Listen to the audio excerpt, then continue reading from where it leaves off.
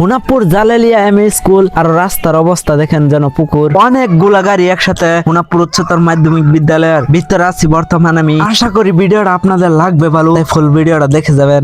একটু বাজারে শোনাই দেই। Hello guys, welcome back to my new blog. Hi hello, আসসালামু আলাইকুম, দিস ইজ মুবিদুল। সবাই কেমন আছেন? আশা করি ভালো আছেন। তো ফাইনালি আজকে 9 তারিখ, যেহেতু ভোটের দিন, আমাদের হুনাপুর আশেপাশে যা কিছু ভোট কেন্দ্র আছে সব জায়গাতে যাব। তো সবাই সাথে থাকবেন এবং আমার সাথে আছে মামু। সব কেন্দ্রতে যাবো আজকে, দেখা হবে সবার সাথে।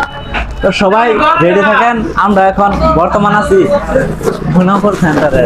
এই দেখেন, হ্যালো গাইস, আমি বর্তমান আছি হুনাপুর সেন্টারে। এখন যাব হুনাপুর উচ্চতর মাধ্যমিক বিদ্যালয়ের ভিতরে। এখানে পরিবেশটা আপনাদেরকে দেখাবো, যেহেতু আজকে ভোটের দিন। এখানে অনেক অনেক মানুষ আসছে ভোট দেওয়ার জন্য।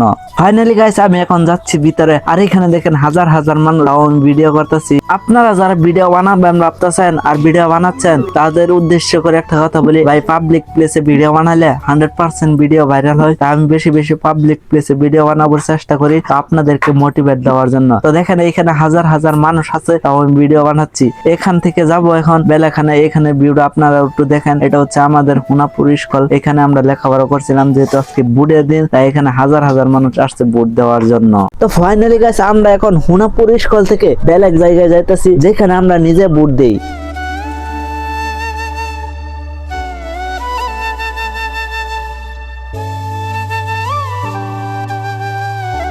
তো ফাইনালি গাছে দেখেন আমি এখন কোথায় পড়ছি, হুনাপুর জালেলিয়া এম এ স্কুল। এখানে আমরা নিজের বুট গুলা দেই। তো এখানে দেখেন আঙ্গর ওয়ার্ডের মানুষ এখানে অনেকগুলো আসছে।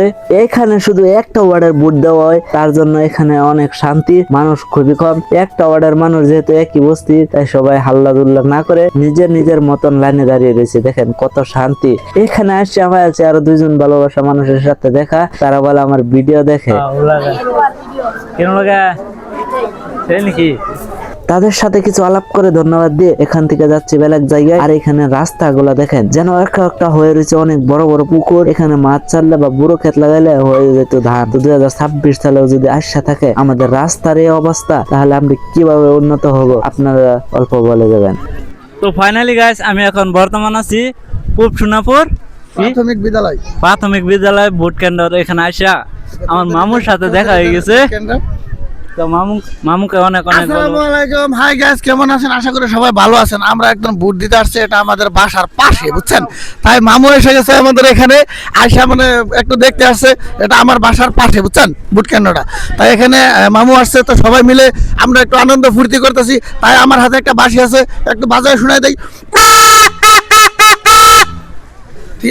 তো ফাইনালি গাইস, মামুর সাথে দেখা করে আসা বললাম। অতক্ষণ তো দেখাইলাম পুকুরের মতন রাস্তা, আর এখন দেখেন পেলপেলি একটা রাস্তা। তো আজকের ভিডিওটা এই পর্যন্তই। জানি না ভিডিও কেমন হয়েছে, আর আপনি কোথায় ভিডিওটা দেখতেছেন অল্প কমেন্ট করে জানাবেন, যেহেতু আমি জেনে খুশি হব যে আমার ভিডিও ওই পর্যন্ত যাচ্ছে। তো ভালো থাকবেন, সুস্থ থাকবেন, দেখা হচ্ছে আপনাদের সাথে নেক্সট ভিডিও। আর আপনি যদি নতুন হয়ে থাকেন তাহলে পেজটি ফলো করে দিবেন, আর ইউটিউবে থাকলে চ্যানেলটি সাবস্ক্রাইব করে দিবেন। Bye bye, tata.